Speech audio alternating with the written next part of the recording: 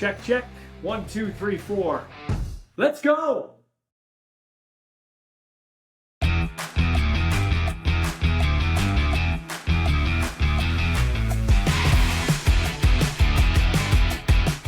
Athletes aren't built during the season, they're built here in the off season, where real progress happens. At the Den Sports Performance and Agility Center, they don't just train, they develop. For athletes ages 13 to 17, they offer team packages and individual group training with up to 5 weekly sessions of your choice of dryland or strength-focused work. Every program blends strength, agility, balance, mobility, speed, and recovery with a focus on durability that most programs overlook. Because showing up on game day means staying strong all season. Every session is coached by a certified speed and strength specialist and focused on long-term athletic success, not quick fixes. Flexible programming, real results. The Den Sports Performance and Agility Center is where serious athletes level up. Book your spot now at thedenyqr.ca.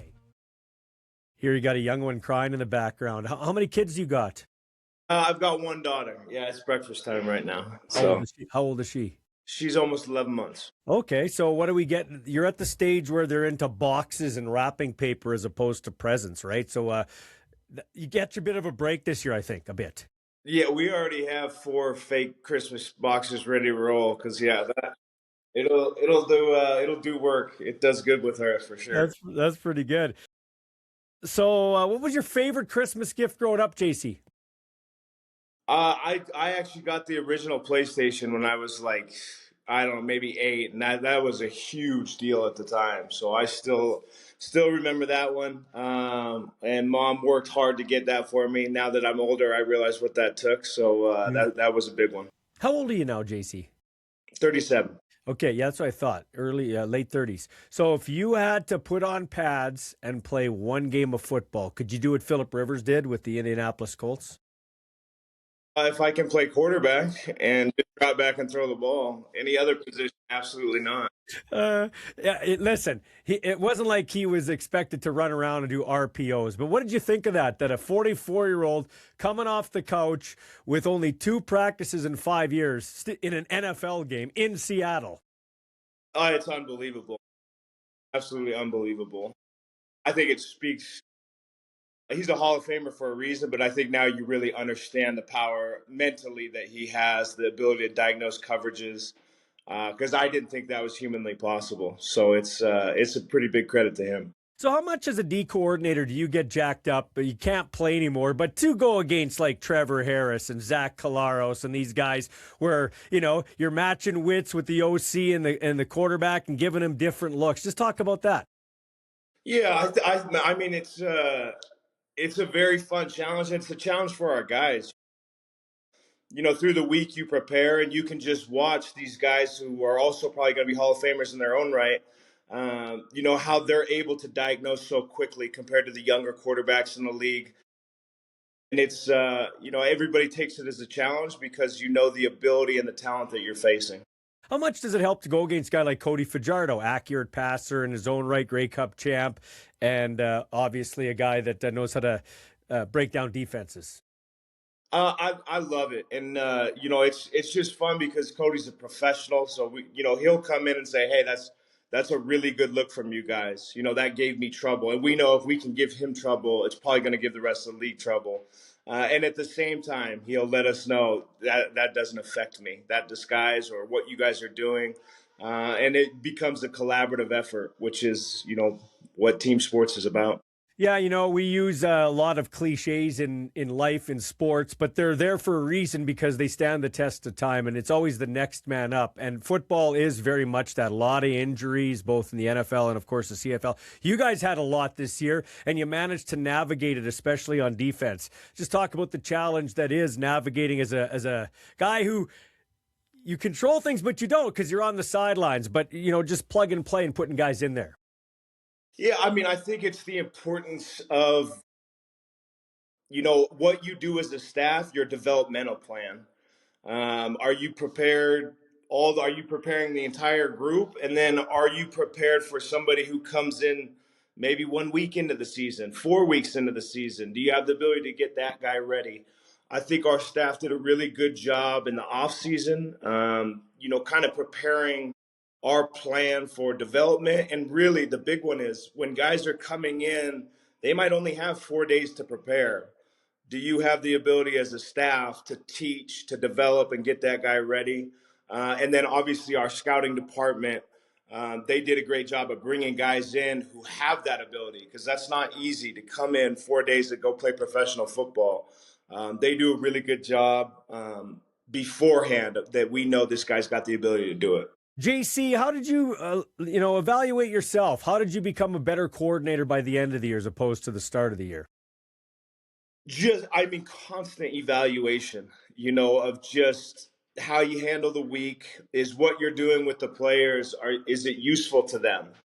Are you just going through, okay, this is what was done in the past, we got to do this? Well, is it helping? And I think that was the big thing with us. And then as a play caller, it's every aspect of your job. How is your communication with the staff in game? How is their communication to the players? So on and so forth. In this situation in the game, would you call that play again if you were, or would you call something different? And it's something we do as a staff, and we take very, very seriously. And talk about the staff, young staff, and all cutting your, I look at you, Max Simic, and of course Mark Killam, cutting your teeth together. Talk about growing together as a unit on the coaching staff side. I mean, it's a joy, because we're all. You can feel the energy and the urgency on a daily basis from everyone. And I don't think that's necessarily a young thing. It just is what it is. All three of us are very, very urgent with what we're trying to get done. We have a lot of pride. Both those guys grew up here. Obviously, I lived in Edmonton as long as I've lived anywhere in my life. So you could imagine what we feel about the organization and the city. And that's what creates such urgency with us. Any more pressure? Do you put any more pressure on yourself? Do you guys, because of, hey, it was a one-storied franchise. You were part of it when it was a one-storied franchise. I'm talking in the stands. I mean, if you want to listen, I've been around way longer than you, JC. I remember when the Rough Riders were really bad and they'd roll into town, and if they ever got a win in Edmonton, it was like you won a mini Grey Cup in August, okay? You guys are fighting and scrapping to get back to that. But any more pressure internally to get it turned around? I think at this level, at the level I've been coaching at, whether it's college or here, I don't know if it's pressure, but maybe it is. But the urgency has to be there, or you just won't have a job. And it's similar to these players. Yeah, it's no different. You have to perform, or they're going to find somebody who can perform. Yeah. So you've lived both lives. Which is harder, a player or a coach? It's probably more goes into coaching for sure, a lot more, because playing football came just naturally to me, and coaching comes naturally, but there's a lot that goes into it, a lot of preparation, a lot of things like that. So they're similar, but a player's day ends, maybe after you get off of practice, now you go to film, get some extra film in, your day's over at 4 or 5. So it's physically much more straining, mentally a lot less. And then it flips, obviously, as a coach. So I've argued with, I won't get into it, but I've argued, Luke Wilson and I have butted heads at times. We're also respectful of each other, but the whole 4.5 hours at a facility. And I said, listen, if you think players are only doing a 4.5 hour day and then they're going to do whatever, they're not going to last in the league very long. I think in the CFL, you really have to show you're professional by what you do away from the facility. Would you agree with that? Because like you said, if you're not doing it, somebody else is going to do it. And I think, in the NFL, you're there. They make more money. It's mandatory. You're in the facility longer. CFL, you can only be there for 4.5 hours. Just your thoughts on the discipline that a CFL athlete needs to have. Yeah, I think you have to have it. At any level you jump, you just run into competition that maybe has the same talent as you, maybe is better talented. And now you've got to make up the difference. I have played with the 1%ers, as they're called, that they could go out the night before, they could come for 4.5, and they're a superstar. But that's very, very, very rare. The majority of guys have got to put in the extra work, and it's on the player, and you see the guys. If you see any vet in this league that has probably 5 years under his belt, I bet you he's putting in a lot of work that nobody's really seeing, Yeah. because that's how he feeds his family. Yeah. How have you noticed the change in quality, both, the Canadian player, the American player, the quality of the league from when you played to now coaching a few years in this league? I told this story probably the other day. When I first came into this league, I looked at the combine numbers, and to be honest, they were laughable. There was probably one guy in the 4.5s. Yeah. Um, this is just what I remember. I'm sure we could go find some more. When I went to the combine this last year, just in the safety group alone, I think there were 6 guys that ran in the 4.5s. They're the numbers you're looking for, and I think it speaks to the development of the Canadian game, and the Canadian player has gotten drastically better, in my opinion. Whether that's training, coaching, I haven't been here long enough to understand why it's jumped so much that it has, but I think that's very evident. You look at the stars around the league, and some of these dudes didn't go back to the States to play college ball. Some of these dudes are coming out of, Calgary, University of Alberta, Laval, McMaster, all these things, and I think it's great for everything. It's great for the league. It's great for the fans, and it's great for the game, man. When you see these guys coming out, and it's getting better, which means that the football overall is getting better. And then it's funny, you look at it from the American aspect. We're kind of, I don't know if taking a step backwards is the right term, but the NIL and the portal jumping, if you have jumped 3 or 4 schools, that is going to affect your development. It just is. Mm-hmm. That's a fact. So, I think that the talent level is still there. There's no question. The talent's going to get better until, we're in the dirt. That's how humans work. Well, But, I think the game is in a good space. I think it is interesting to evaluate guys coming out of the NIL. Because the beauty of the CFL game is we have guys from Georgia, South Dakota, University of Manitoba. Like, it's just, you get it all. So you get to see the guys who have stayed in one spot, maybe 2 spots now is still a good thing. But when you get developed, you're going to have a jump on the competition when you get here. so we're still not through free agency. Things could change. Just the defense that's coming back next year. Just talk about how excited you are to coach those guys. I mean, you're a guy that was a tackling machine, and I love the athleticism of the Edmonton defense. Very, very excited. And what made it more exciting is just, their development, how they came together throughout the year. To know how many of them are coming back already, it makes you very, very excited. And they didn't flinch, man. We started off rocky now. Yeah. And I think, when you look back at it, we talked about sports cliches are there for a reason. You really know what people are made of when you go through those times.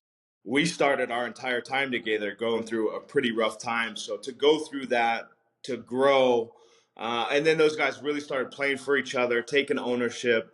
To know that that's coming back next year, to get to work with those guys again, is very exciting. How proud are you that you guys kept it together? Because listen, you are you're prisoners of the moment. Like, what's happened in Edmonton before has nothing to do with you guys, but you own that. You wear that because you're wearing the jersey, okay? And fans don't care who was there before. They just care what's happening now, right?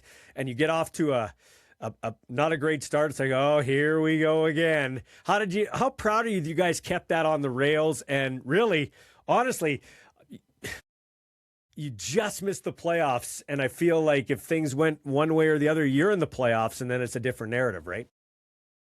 Yeah, I mean, there's no doubt I'm proud. We fell short, and that's bottom line. But I am proud. I'm not going to say I'm not. Because I've been on teams. I played football until I was 30 years old.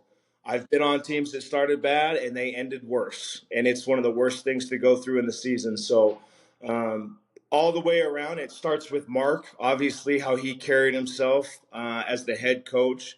I think shows what he's made of and what he preached and he developed into the building, guys that are able to handle those types of things. Okay, and lastly for you, what makes a good tackler? I think you still own the record for the most tackles in a season, like absolute stud. But what makes? I think Solomon Eliminian Did Solomon pass it? Yeah, that's right. But you were there. That's right. But you had 130 in a year. Okay, that's not easy. What makes a good tackler? Probably honestly is we call it contact courage in the evaluation Yeah. standards.